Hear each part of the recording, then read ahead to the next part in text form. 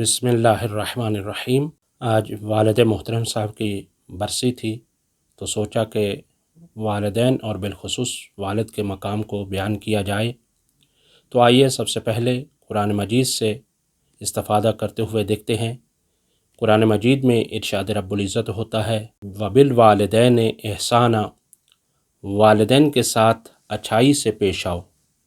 دوسرے مقام پر پروردگار عالم ارشاد فرماتا ہے لا تقل لہما اف، والدین سے اف تک نہ کہو۔ اور امام جعفر صادق علیہ السلام فرماتے ہیں کہ اللہ کے علم میں اگر اف سے چھوٹا کوئی لفظ ہوتا تو اللہ تعالیٰ وہی لفظ استعمال کرتا، یعنی اف سے چھوٹا کوئی لفظ ہی نہیں تھا کہ جو قرآن میں استعمال ہوتا۔ تو کبھی بھی والدین کے سامنے اف تک نہ کہو۔ مثلا کوئی ان کی ادا، کوئی بات اگر اچھی نہیں لگتی تو قرآن یہ کہہ رہا ہے کہ اف، یہ بھی نہ کہو کہ یہ ادا کیسی ہے۔ اب یعنی پتہ یہ چلا کہ اس سے مفہوم اولویت یہ نکلتا ہے کہ اگر اف کی اجازت نہیں ہے تو پھر یہ ہے کہ اس سے بڑھ کر آگے سے زبان چلانا، بولنا، خدا نخواستہ اور گستاخی کرنا، اس کی اجازت تو بالکل بھی نہیں ہے۔ اور اسی طرح سے قرآن مجید میں پروردگار عالم دوسرے مقام پر ارشاد فرماتا ہے کہ قل رب ارحمہما کما ربیانی صغیرا۔ اللہ تعالیٰ سے دعا یہ کرتے رہیے کہ اے پروردگار میرے والدین پر اسی طرح سے رحم فرما جس طرح سے انہوں نے میرے بچپن میں مجھ پر رحم فرمایا۔ تو اب آپ نے ملاحظہ فرمایا کہ قرآن نے بارہا تاکید کی ہے والدین کے احترام کی۔ آئیے اس مقام پر والد محترم کے مقام کو بیان کرنے کے لیے ایک آپ کے سامنے دائرہ کھینچتے ہیں جس کا نتیجہ یہ ہوگا کہ میرے ابو سب سے اچھے۔ بہت ہی توجہ کے ساتھ مکمل سماعت فرمائیے گا۔ یہ دائرہ جو ہی مکمل ہوگا اور یہ نتیجہ بھی مکمل ہوگا کہ میرے ابو سب سے اچھے۔ جب میں 4 سال کا تھا تو میرا یقین تھا کہ میرے ابو سب سے اچھے۔ جب میں 6 سال کا تھا لگتا تھا میرے ابو سب کچھ جانتے ہیں۔ جب میں 10 سال کا تھا میرے ابو بہت اچھے ہیں، بس ذرا غصے کے تیز ہیں۔ جب میں 12 سال کا تھا میرے ابو تب بہت اچھے تھے جب میں چھوٹا تھا۔ جب میں 14 سال کا تھا لگتا تھا میرے ابو بہت حساس ہو گئے ہیں۔